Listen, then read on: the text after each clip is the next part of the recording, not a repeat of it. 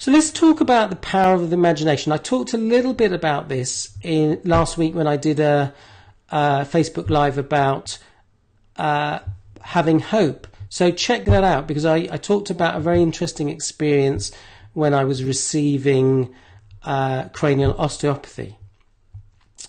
We actually know that if you visualize exercising, then your muscles get stronger. And what's really interesting is, although at a conscious level we can tell the difference between something that's real and something that is imagined, the brain actually responds in the same way. So for instance, when I used to give free talks, I used to get people to close their eyes, and I would say to them, I want you to imagine standing on the edge of a cliff. And now I want you to imagine taking a step forward. And what I'd noticed is that as people had their eyes closed and they were imagining this, some people's faces would start to tense up, because clearly they didn't like heights. Whereas occasionally someone who loved, heights and was a climber actually was still smiling. There have been some other really interesting studies that illustrate the power of the imagination. So one, they got a group of basketball players and they split them into 3 groups. They had a control group, and they had a group who practiced throwing hoops for about an hour each day, I think. And they had another group who visualized throwing hoops. And when they tested these people, they found, I think about 10 days later, they found that the control group, there was no significant change in the number of hoops that they were able to throw. The group that had been physically practicing improved their hit rate by 24%. The group who had been imagining throwing hoops, let's have any guesses about what percentage improvement they had in their hit rate? What would you guess? Go on, don't be shy. Let's come up with a number.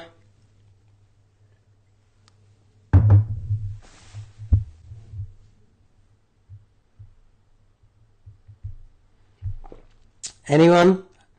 All right, I'll give you the answer. It was actually 23%, so it was only 1% difference.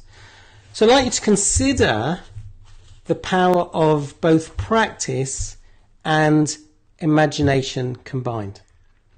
There was another really interesting study where 80%, okay, thanks, your guesses have come through.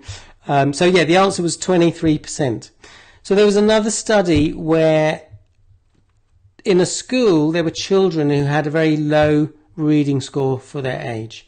And one of the teachers approached a coach who used visualization and said, can you do some work with these children? And the coach said, sure, I can have a go. I don't quite know what results we'll get because this isn't something I've done before. But he devised a visualization, and he got the kids, he talked the children through this visualization, and then he got them to record this visualization in their own voice. And what they did is they imagined going into the foyer of a cinema, and in the foyer was a magic shower. And they would unzip their head and lift their brain out and put their brain under this shower. And they would turn the shower on, and the shower would wash all their limiting negative thinking around reading out of their brain. They would give the brain a shake, let it dry off a bit, then pop it back in their head, zip their head back up. And then they'd go into the cinema and they would watch a movie of them reading well, reading calmly, confidently, and improving in their ability. And as I say, they got these children to record this visualization in their own voice, and they listened to the recording every morning and every evening, and they practiced reading just like the other children. And when they followed the children up and they compared them against a control group, those children within 3 months had improved their reading ability significantly. So, there's another, one last example of this. I read this in Jack Canfield's Chicken Soup for the Soul book, and it's a story about a school principal, and someone says to him, "You always seem to be in a good mood, even though some days are pretty challenging. What's your secret?" And the school principal said, every evening, I sit down and I visualize the next day, and I see it going exactly the way I want it to go. Of course, I can't predict what's going to happen, but I just imagine myself dealing with whatever happens in the most resourceful way. And it really impacts on my experience of my day. I want you to compare that with what often people with ME/CFS do. Something certainly I used to do when I had ME/CFS, before I started learning all these mind-body tools.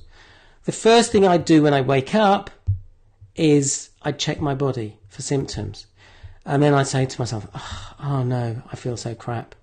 And one of the things I do when I work with people, and maybe we can do this right now, is I'd like you to close your eyes, and I'd like you just to scan your body, and I want you to find a part of your body that just feels good right now, that feels okay. So where in your body right now just feels good, feels healthy?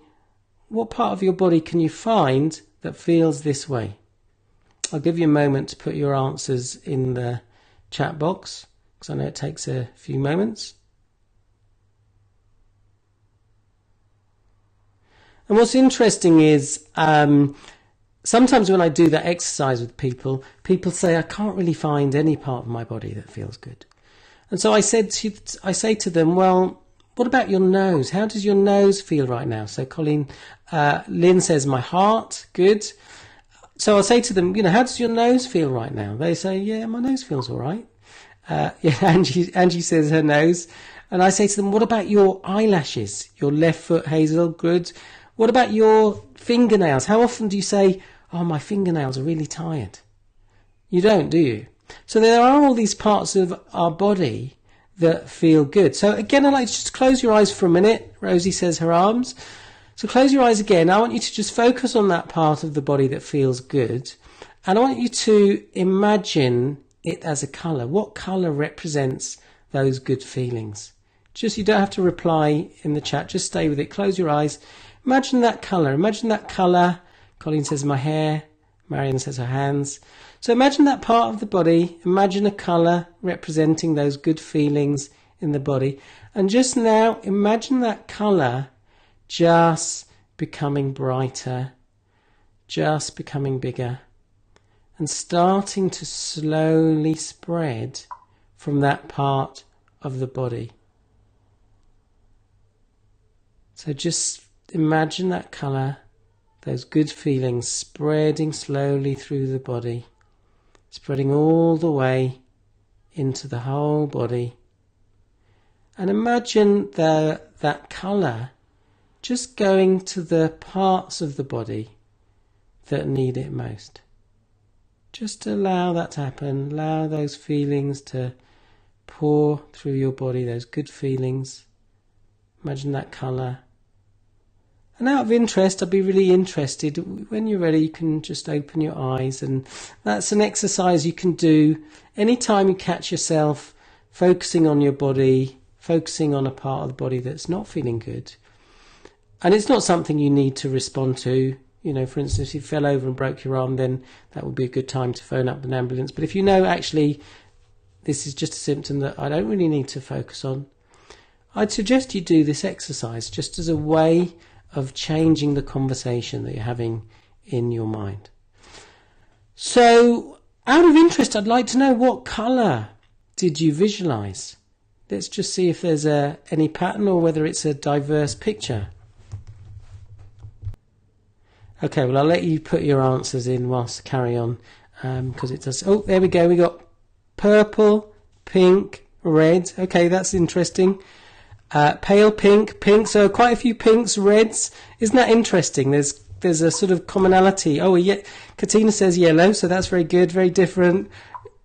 Another yellow from Rosie, turquoise from Colleen. So isn't that interesting? We all have different representations. So as I say, I'd suggest you play with that exercise as a way of just using your mind in a creative way.